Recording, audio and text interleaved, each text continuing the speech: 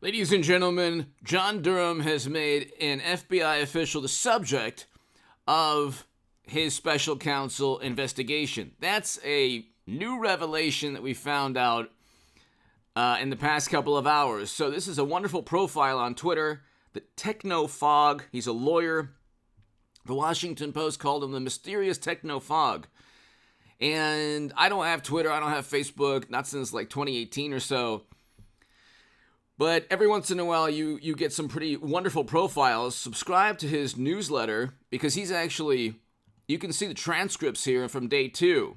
So today, the third day, Charles Dolan is going to be one of the witnesses. Now, he is the Democratic operative linked directly to Bill and Hillary Clinton that worked with Danchenko and that helped dupe the Federal Bureau of Investigation, along with the Steele subsource, who's on trial. Danchenko, 5 counts of lying to the Bureau.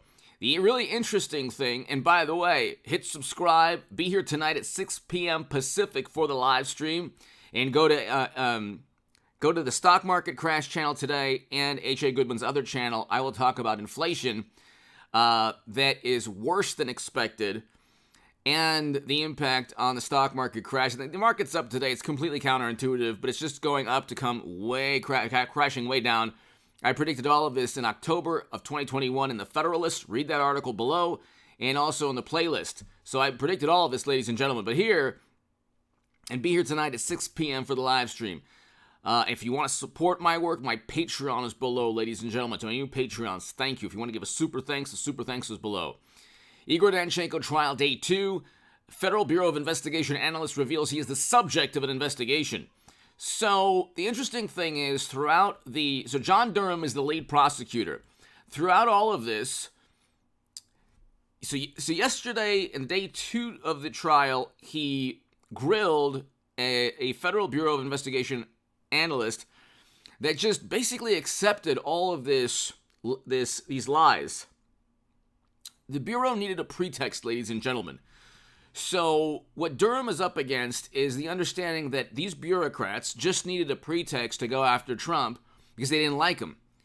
And so you have government officials who needed a reason, excuse to go after Trump. That's the way bureaucracy works. You can hide behind your post and you can say, gosh, we don't like this person. How do we, by the book, go after him?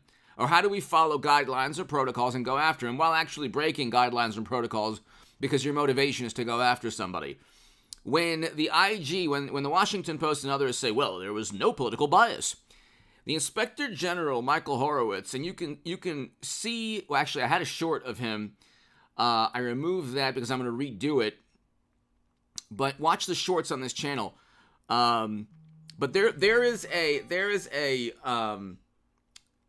ladies and gentlemen, there is a moment where the Inspector General, Michael Horowitz, states, well, there's no documentary or testimonial bias. There's no evidence in terms of a document or in terms of testimony where somebody admits that they didn't like Trump because of political bias. Media latched on to that saying, well, he didn't find any bias. There was no political bias in starting it. But then he lists all the examples of bias, from Strzok's text message saying we'll stop Trump, to all these text messages that he uncovered from other bureau officials.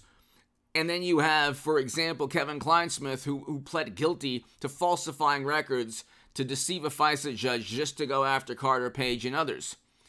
And so you have endless examples of bias. And then the Inspector General says, well, overall, we couldn't find that the Federal Bureau of Investigation engaged in, there was no testimonial or documentary evidence that states that the entire agency acted with animus towards Trump. You're never going to find a document, or you're never going to get any testimony where someone admits that an entire agency acted with bias towards anyone. When you look at their actions, you can see extreme bias and that they had utter contempt for Trump, and they tried to utilize their bureaucratic post to go after an incoming president or the Democratic rival. the Democrats use the United States government against their political rivals. Even the Inspector General Michael Horowitz documented that, regardless of what he stated in terms of an entire organization and documentary or testimonial evidence admitting bias. That's an important point to understand, because when you read the Technofog transcript, Durham is basically pointing out, hey, he goes back and forth, and you have to read the transcript. It's very interesting. The official admits, yeah, he's the subject also of this investigation, which is interesting because he's also implicated with Danchenko, so he has to tell the truth. He accepted all of these lies and these false allegations against Trump. He wasn't even given, the FBI official, he wasn't given all the information. In fact, the Steele subsource, or the Steele source, Danchenko, didn't even provide emails that the official needed at the Bureau.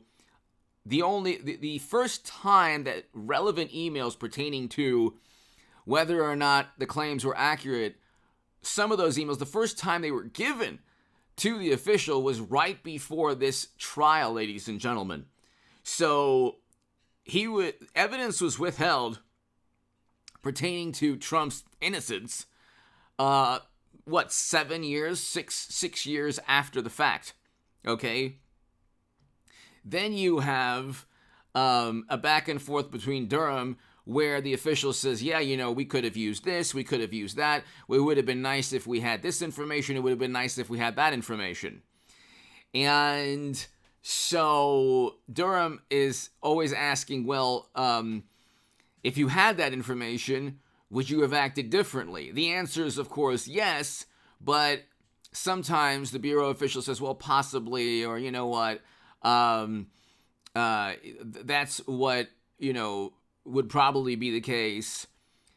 That is a hurdle that Durham has to overcome, okay? But there's 5 counts of lying, okay? So he'll get almost certainly 1 conviction. If he doesn't get 1 conviction, it was like, it would be unbelievable. Then there'd be some issue like with the jury or something. So you have all these lies. Like Sussman, he did lie. But the reason he was acquitted is because nobody in that jury believed that James Baker, Comey's legal counsel at the Federal Bureau of Investigation, was duped. They believed that he was in on it also. The jury is being given a picture of a Federal Bureau of Investigation official who perhaps is in on it also because he's a subject of the investigation. But the interesting thing is, he was lied to numerous times. Durham proved this in court. And even if you for 5 different lies, it's very difficult for the official to say, well, none of those lies influenced the investigation. So Durham's going to get a conviction on at least one count. And then you roll into midterms where Republicans are going to sweep the House and Senate.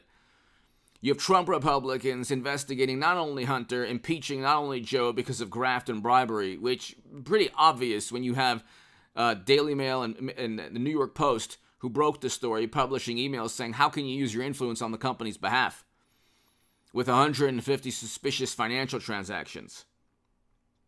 And so you have a situation, ladies and gentlemen, where impeachment is right around the corner. A Trump Republican House and Senate is right around the corner. At least one conviction going into midterms is right around the corner. And unfortunately, you have a complete meltdown in terms of the economy within the next couple of weeks. Today is very bizarre, but that's usually what takes place.